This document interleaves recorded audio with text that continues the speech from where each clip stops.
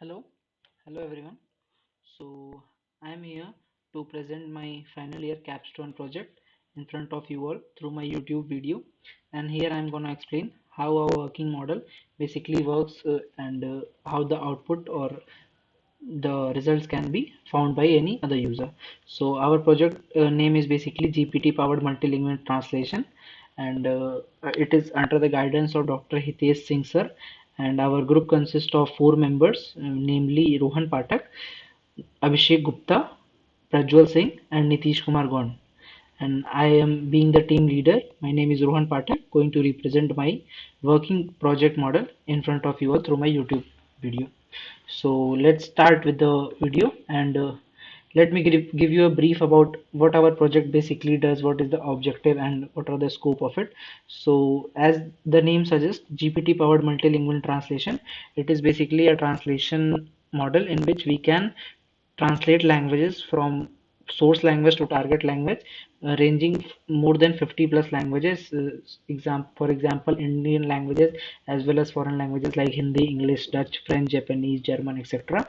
And we have implemented the project using two different approaches, using the Gradio module as well as using the IPy widgets package of the Python. Both are free and open source, but we have used this approach as well because it might be happen that in future the Gradio module or the Google Flan architecture we are using here, as we can clearly see, it might happen that it can become paid in near future.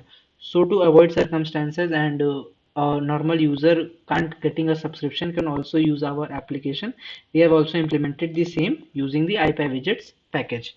So let me understand the line by line of code of our working model, and let's start with pip. So what basically pip is the Python package manager. It is a basically a tool which is used to install the libraries during the runtime of the code. We can have a reference of Node.js. Some students who basically make projects related to full stack and related to MERN, they use Node.js, and Node.js has the package manager name as npm, which stands for Node Package Manager. Similarly, in Python, there is a package manager known as pip. So we have used pip to install our two modules, Gradio, basically Gradio and transformers. So what is the Gradio module?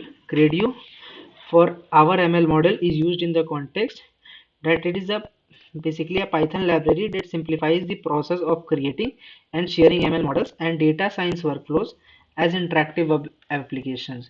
Through to its sense, we can say that the UI we are basically getting here, the UI for which the user will basically interact, as the code will be abstracted from the user, and the UI which is basically being performed by the Gradio module that we have just installed using the pip package manager. Similarly, we have also installed the transformer, and transformer is nothing but the GPT transformer, and the GPT or the generative pre-trained transformer is a type of AI tool developed by OpenAI.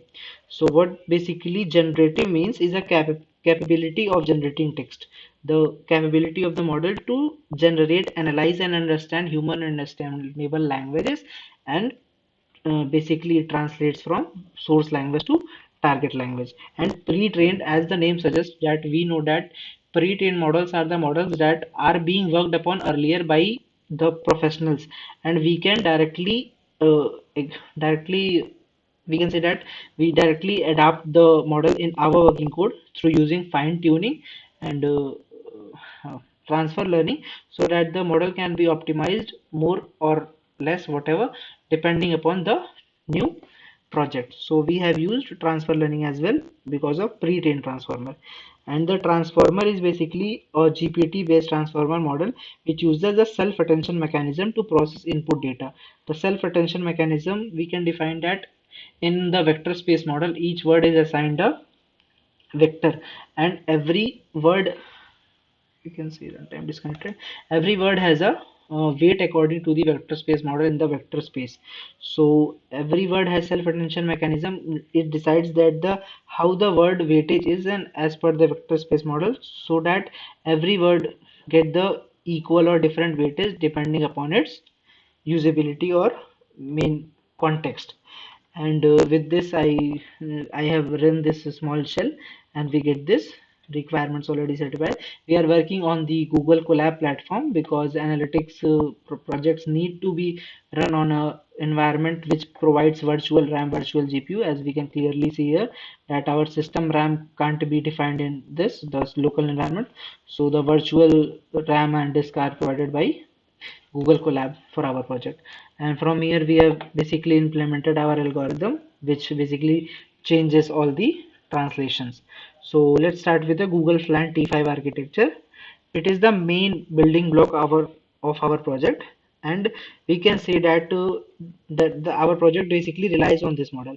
And Google Flan is built by Google itself, and Flan basically is a acronym which stands for Fine-Tuned Language Network Architecture, and it is basically a T5 architecture, which means text to text transfer transformer.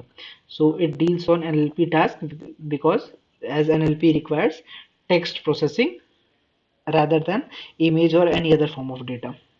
And then we can say that here is the Python code snippet which we used to get the desired output. Here are the languages support that we are giving in our model, ranging from English to, we can see that, Norwegian. And here English, Hindi languages also, just like Hindi, French, Hindi, Persian, Telugu, etc. And through this, when we run this shell, we get this output, and we can clearly see that I have already done this. As say, I have provided the input text, hello everyone, this is our working project. The source language, as we know, is English, and the target language which you want to translate to is French. And when I have created the submit button, as it takes time, so I have run it earlier also, so the translations, we can clearly see that the our model is working well and it can translate well. Now I have discussed about this approach. Now come, let's discuss about the second approach using the IPy widgets module.